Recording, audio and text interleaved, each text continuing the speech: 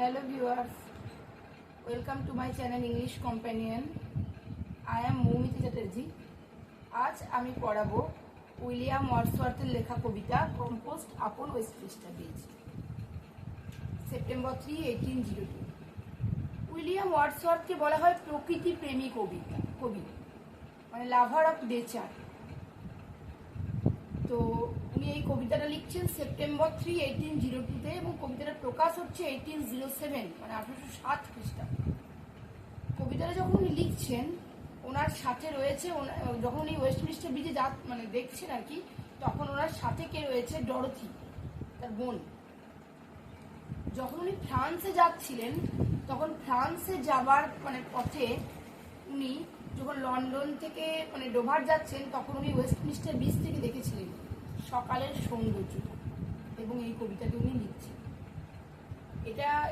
এই কবিতাটা আসলে যে সকালের সৌন্দর্যে লন্ডন শহরটাকে কেমন লাগছে সেই নিয়ে লেখা কবিতা।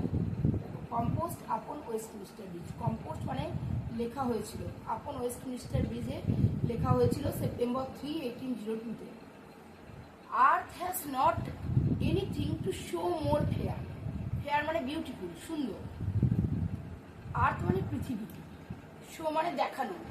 পৃথিবীর এর থেকে সুন্দর দেখানোর কিছু নেই, মানে এটা পৃথিবীর সব থেকে সুন্দর জিনিস, এর থেকে সুন্দর পৃথিবীতে আর কিচ্ছু নেই। Dull would he be of soul who could pass by. মানে dull would he be of soul মানে তার আত্মাটা নিরস, ডাল। হু কুড পাস বাই যে পেরিয়ে চলে যায়, মানে হিজ সোল ইজ ডাল, তার আত্মাটা নিরস যে পেরিয়ে চলে যায়। মানে without looking at this sight, এই দৃশ্যটা না দেখে যে পেরিয়ে চলে যায় তার আত্মা নিরস। A sight so touching in its majesty. A sight মানে এই দৃশ্যটা, সো টাচিং এত হৃদয় ছোঁয়া, এত হৃদয় স্পর্শী। ইন ইটস ম্যাজেস্টি মানে এত মনোরম একটা সুন্দর দৃশ্য। দিস সিটি এই শহরটা, now ডোথ like a garment wave. ডোথ মানে ডান্স, দিস সিটি বলতে লন্ডন শহরের কথা বলা হচ্ছে, যে দিস সিটি এই শহরটা মানে লন্ডন শহরটা, নাও ডোথ এখন, now does like a garment wave. Garment মানে বস্ত্র বা পোশাক, পোশাকের মতো পড়ে রয়েছে বিউটি অফ দ্য মর্নিং, সকালের সৌন্দর্যটা। মানে the poet is describing the beauty of the morning. কবি সকালের সৌন্দর্যটা বর্ণনা করছেন, আর উনি বলছেন যে এই শহরটা এখন পড়ে রয়েছে পোশাকের মতো করে বিউটি অফ দ্য মর্নিং, সকালের সৌন্দর্যটাকে। The morning is very beautiful. The morning the poet is describing, যে সৌন্দর্য মানে সকালটার কথা কবি বলছেন, সেই সকালটা অতীব সুন্দর। আর কবি বলছেন যে এই শহরটা সেই সকালের সৌন্দর্যটাকে যেন পোশাকের মতো পরিধান করছে। কারণ পোশাক আমরা কেন পরি? পোশাক দিয়ে আমরা নিজেদেরকে প্রেজেন্ট করি, আমাদেরকে সুন্দর দেখায় পোশাক পরলে। তেমনি কবি বলছেন যে এই শহরটাও সকালের সৌন্দর্যটাকে পোশাক বা বস্ত্রের মতো পরিধান করে রয়েছে।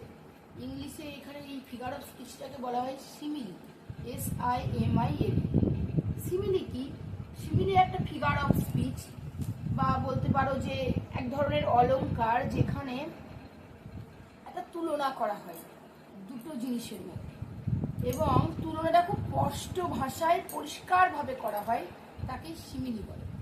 দেখো এই শহরটা মানে লন্ডন শহরটা সকালের সৌন্দর্যকে পরিধান করে রয়েছে বস্ত্রের মতো, মানে সকালের সৌন্দর্যটা যেন এই পোশাকের, এই শহরটার পোশাক বা বস্ত্র, এই তুলনাটা কবি করছে। সৌন্দর্যটা কেমন? সাইলেন্ট, চুপচাপ, চাইলে বেয়ার, একদম চুপচাপ, ফাঁকা ফাঁকা, ফাঁকা ফাঁকা, নট ভেরি ক্রাউডেড, জনবসতিপূর্ণ নয়। Ships, towers, domes, theatres and temples like. Ships মানে জাহাজগুলো, টাওয়ার্স মানে মিনারগুলো, ডোমস গম্বুজগুলো, থিয়েটার্স থিয়েটারগুলো, অ্যান্ড টেম্পলস মন্দিরগুলো। থিয়েটার মানে প্রেক্ষাগৃহ আর কি, আর টেম্পলস মানে মন্দিরগুলো। লাই সবকিছু যেন শুয়ে রয়েছে, শায়িত অবস্থায় রয়েছে। জাহাজগুলো, টাওয়ার মানে মিনারগুলো, হ্যাঁ লন্ডন টাওয়ারের কথা বলা হচ্ছে। ডোমস, ডোমস বলতে এখানে সেন্ট পলস ক্যাথিড্রালটাকে রেফার করা হচ্ছে, ঠিক আছে, সেন্ট পলস ক্যাথিড্রাল, যেটা তোমার লন্ডনের সেন্ট পলস ক্যাথিড্রালকে রেফার করা হচ্ছে ডোমস বলতে। থিয়েটার্স অ্যান্ড টেম্পলস লাইন, যেন প্রেক্ষাগৃহ, হ্যাঁ তোমার মন্দির সবকিছু শায়িত অবস্থায় রয়েছে। মানে this is the picture of the early morning, খুব সকালের ছবি, খুবই সকালের ছবি। এখনো পর্যন্ত শহরের ব্যস্ত জীবন শুরু হয়নি, এখনো যানবাহন চলাচল শুরু হয়নি সেরকম ভাবে, এখনো কলকারখানাগুলো সেইভাবে চালু হয়নি। তাই এখন সকালটা যেন সাইলেন্ট, চুপচাপ। London is a busy city, কিন্তু এখনো যেন সকালটা যেন খুব বেশি ফাঁকা ফাঁকা, নিস্তব্ধ, ফাঁকা ফাঁকা, হ্যাঁ যেন মনে হচ্ছে জাহাজগুলো, মিনারগুলো, হ্যাঁ বা তোমার ডোমস গম্বুজগুলো, থিয়েটার, প্রেক্ষাগৃহ, মন্দির সবকিছু যেন শায়িত অবস্থায় রয়েছে, সব যেন শায়িত অবস্থায় রয়েছে। মানে এখনো যেন সেই জীবনটা শুরু হয়নি। কোন জীবনটা? যেটা শহরের ব্যস্ত জীবন শুরু হয়নি। Open আনটু the field and to the sky, এগুলো কোথায় রয়েছে? Open and to the field, খোলা মাঠে, সবকিছু যেন খোলা মাঠে শুয়ে রয়েছে। আন টু দ্য স্কাই, আকাশের নিচে, খোলা আকাশের নিচে, খোলা মাঠে যেন জাহাজ, মিনার, ডোমস গম্বুজ, থিয়েটার, প্রেক্ষাগৃহ, টেম্পল, মন্দিরগুলো সব শায়িত রয়েছে। সেখানে যেন শহরের ব্যস্ত জীবন এখনো স্পর্শ করতে পারেনি। এখনো খুব একদম ভোরের ছবি, খুব সকালের ছবি, এখন শহরের ব্যস্ত জীবন শুরু হয়নি, সবকিছু যেন শুয়ে রয়েছে, শায়িত অবস্থায় রয়েছে। All bright and glittering in the smokeless air, all bright সবকিছু উজ্জ্বল, অ্যান্ড গ্লিটারিং চকচকে, ইন দ্য স্মোকলেস এয়ার, এয়ারটা স্মোকলেস, ধোঁয়াহীন, কোনো ধোঁয়া নেই। আমাদেরকে মনে রাখতে হবে লন্ডন একটা একদম তোমার ইন্ডাস্ট্রিয়ালিস্ট শহর, হ্যাঁ, তো সেখানে অনেক যানবাহন, কলকারখানার ধোঁয়ায় সারা দিন ধরে নানা পলিউশন চলে, দূষণ চলে, অনেক ধোঁয়া, অনেক ধোঁয়া। সেই অবস্থায় আর্লি মর্নিং, খুব সকালে, এখনো পর্যন্ত শহরের ব্যস্ত জীবনটা শুরুই হয়নি। তো চাই যেন মনে হচ্ছে সবাই শুয়ে রয়েছে স্মোকলেস এয়ার, ধোঁয়াহীন বাতাসে, বাতাসটা যেন একেবারে ধোঁয়াহীন, বাতাসে কোনো ধোঁয়াই নেই। Never did sun more beautifully steep his fast splendor, valley, rock or hill. দেখো, never did sun more beautifully steep, সূর্য, নেভার ডিড সান, সান কখনো, সূর্য কখনো, more beautifully steep is first splendour, তার প্রথম কিরণেও এমন ভাবে রাঙিয়ে দেয়নি। সূর্য তার প্রথম কিরণেও, স্প্লেন্ডার প্রথম কিরণেও, ফার্স্ট স্প্লেন্ডার মানে প্রথম কিরণেও এরকম ভাবে রাঙিয়ে দেয়নি। কাদেরকে রাঙিয়ে দেয়নি? ভ্যালি, রক আর হিল, ভ্যালি মানে উপত্যকা, রক মানে পাথর, আর হিল পাহাড়। নেভার স আই, আমি কখনো দেখিনি, আই নেভার স, আমি কখনো দেখিনি। Never fail, I never fail, আমি কখনো অনুভব করিনি। এই কাম সডি, এত গভীর মৌনতা, এত গভীর শান্তি, ট্র্যাঙ্কুইলিটি, শান্ত ভাব। পোয়েমের মুডটা কি বলতো? ট্র্যাঙ্কুইলিটি, শান্ত ভাব। পোয়েমের মুডটা হলো ট্র্যাঙ্কুইলিটি, শান্ত ভাব। বলতে নেভার সয়, আমি কখনো দেখিনি, নেভার ফেল্ড, কখনো অনুভব করিনি, এ কাম সো ডিপ, এত গভীর প্রশান্তি, এত গভীর মৌনতা। The river glided at is on sweet will, the river মানে নদীটা, গ্লাইডেড মানে ফ্লোয়িং, ফ্লোজ বয়ে যাচ্ছে, বয়ে চলেছে, at is on sweet will, তার নিজের মিষ্টি ইচ্ছায়। রিভার বলতে এখানে লন্ডনের রিভার টেমসের কথা বলা হচ্ছে, ঠিক আছে, THAMES, টেমস, রিভার টেমসের কথা বলা হচ্ছে। River Thames actually slow flowing river, ধীর গতিতে চলা নদী। তো বলছে নদীটা যেন নিজের মিষ্টি ইচ্ছায় ধীর গতিতে বয়ে যাচ্ছে, মানে নদীটাকেও কেউ বিরক্ত করছে না, এখনো ব্যস্ত জীবন শুরু হয়নি, সবকিছু প্রকৃতি নিজের মতো করে চলেছে। ডিয়ার গড, প্রিয় ভগবান, পোয়েট ইজ ইনভোকিং গড, কবি ভগবানকে ডাকছেন। ডিয়ার গড, প্রিয় ভগবান, the very houses seem asleep. ঘরগুলোও তো মনে হচ্ছে ঘুমন্ত, বাড়িগুলোও ঘুমন্ত মনে হচ্ছে, বাড়িগুলোও মনে হচ্ছে এখন ঘুমন্ত। বাড়ি তো ঘুমন্ত হতে পারে না, ঘুমন্ত কারা হয়? বাড়ির সদস্যরা, মেম্বার্স অফ দ্য ফ্যামিলি। হ্যাঁ, কবি অ্যাকচুয়ালি এখানে পার্সনিফিকেশন করছেন। পার্সনিফিকেশন মানে উনি হিউম্যান অ্যাট্রিবিউটটা, এই যে হিউম্যান অ্যাট্রিবিউটটা নন হিউম্যান জিনিসের ওপর চাপিয়ে দিচ্ছেন।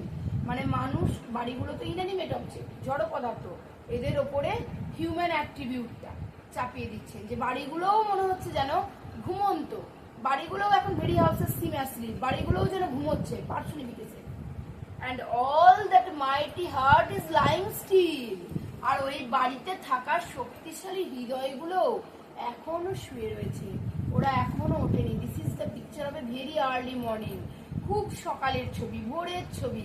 বাড়িতে থাকা শক্তিশালী হৃদয়গুলো, মানে শক্তিশালী হৃদয়ের মানুষগুলো এখনো ঘুমিয়ে আছে, তারাও এখনো জেগে ওঠেনি, তারাও এখনো ঘুমাচ্ছে।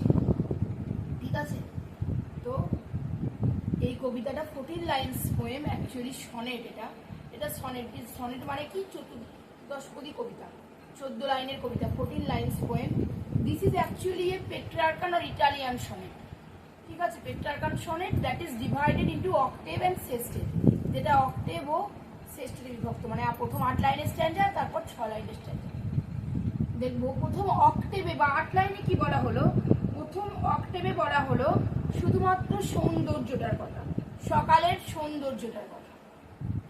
ঠিক আছে, সকালের সৌন্দর্য মানে যে পৃথিবীতে এত সুন্দর আর কিছু নেই দেখানোর, তার আত্মা নিরস, যে এরকম সুন্দর দৃশ্য না দেখে চলে যায় পেরিয়ে।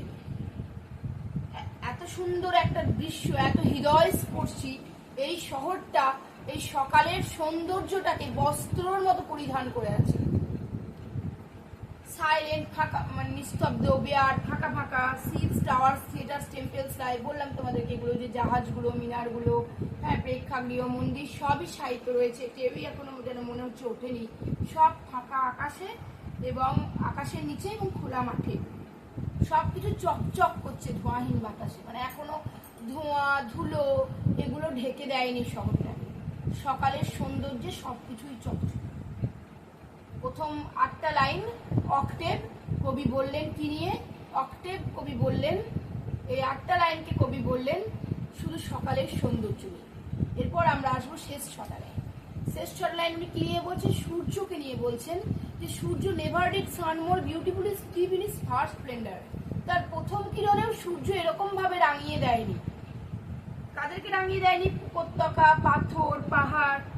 আর কবি তখন তার নিজের অনুভূতির কথা বলছে, যে আমি কখনো দেখিনি, কখনো অনুভব করিনি এত গভীর প্রশান্তি, এত গভীর মৌনতা, চারিদিক চুপচাপ, শান্ত, ফাঁকা ফাঁকা, কলকারখানার আওয়াজ নেই, ধোঁয়া নেই, যানবাহনের আওয়াজ নেই, এ যেন এক গভীর প্রশান্তি, এক গভীর মৌনতা। নদীটা নিজের ইচ্ছায় বয়ে যাচ্ছে। তখন উনি ভগবানকে বলছেন যে বাড়িগুলো এখনো ঘুমন্ত, শক্তিশালী হৃদয়গুলো এখনো ঘুমিয়ে রয়েছে, তারা এখনো ঘুম থেকে জেগে ওঠেনি, তারা এখনো ঘুমাচ্ছে। এইভাবে তোমরা এই কবিতাটা পড়বে এবং কবিতাটা পড়ার পর যে ইম্পর্টেন্ট পোর্শনগুলো সেগুলো একটু খেয়াল রাখবে। রিভার বলতে টেমসের কথা বলা হচ্ছে, হ্যাঁ, ডোমস বলতে সেন্ট পলস ক্যাথিড্রালের কথা বলা হচ্ছে, সকালের সৌন্দর্যের কথা বলা হচ্ছে। ঠিক আছে, ওয়েস্টমিনিস্টার ব্রিজে কবি ডিয়ার গড বলতে ভগবানকে ডাকছেন। হ্যাঁ, পার্সনিফিকেশন রয়েছে, এইগুলো দেখবে, এই গুরুত্বপূর্ণ জায়গাগুলো তোমরা দেখবে। আর এরপরে যদি তোমাদের অনলাইন নোটস ও গাইডেন্সের প্রয়োজন হয়, যে কোনো হেল্পের জন্য তোমরা আমার হোয়াটসঅ্যাপ নাম্বারে কন্ট্যাক্ট করতে পারবে আমার সাথে। আমার হোয়াটসঅ্যাপ নাম্বার আমি ডেসক্রিপশন বক্সে দিয়ে দেবো।